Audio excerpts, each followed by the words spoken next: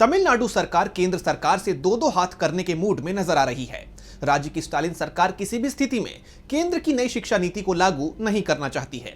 इसी सिलसिले में राज्य सरकार ने अपनी राज्य की नई शिक्षा नीति का ऐलान किया है, जिसे लेकर राज्य और केंद्र के बीच टकराव बढ़ना तय माना जा रहा है। तो क्या अलग है स्टालिन सरकार की इस शिक्षा नीति में, और क्या इससे बढ़ सकता है दोनों सरकारों के बीच का तनाव, जानेंगे इस रिपोर्ट में। तमिलनाडु और केंद्र सरकार के बीच तनातनी की खबरें कोई नई नहीं हैं। अब एक बार फिर दोनों ही सरकारों में ठन गई है। राज्य के सीएम एम.के. स्टालिन ने केंद्र सरकार की नई शिक्षा नीति को सिरे से खारिज करते हुए राज्य शिक्षा नीति लॉन्च कर दी है।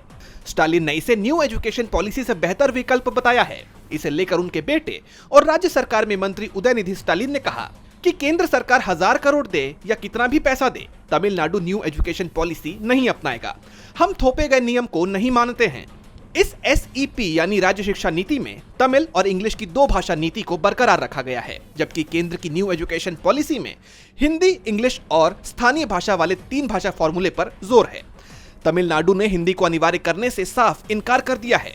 यह नीति CBSE, ICSE और तमिलनाडु बोर्ड के सभी स्कूलों पर लागू होगी। इस SEP में कई बड़े बदलाव हैं। कक्षा 3वीं, 5वीं और 8वीं में कोई परीक्षा नहीं होगी, क्योंकि इसे सामाजिक न्याय के खिलाफ और स्कूल छोड़ने की वजह माना गया है। वहीं 10वीं में किसी को भी फेल नहीं किया जाएगा। कॉलेज में एडमिशन के लिए कॉमन एंट्रेंस टेस्ट की जगह 11वीं 12वीं के नंबरों को आधार बनाया जाएगा।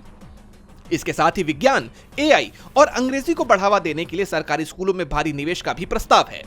समिति ने शिक्षा को समवर्ती सूची से हटाकर फिर से राज्य सूची में लाने की मांग भी की है। ये कदम तमिलनाडु की क्षेत्रीय पहचान और स्वायत्तता को मजबूत करने की दिशा में बड़ा कदम है। लेकिन इस फैसले से केंद्र के साथ राज्य का टकराव बढ़ना भी तय माना जा रहा है। क्या ये नीति तमिलनाडु के लिए गेम चेंजर साबित होगी? ये तो देखना होगा। DB लाइव साउथ की रिपोर्ट।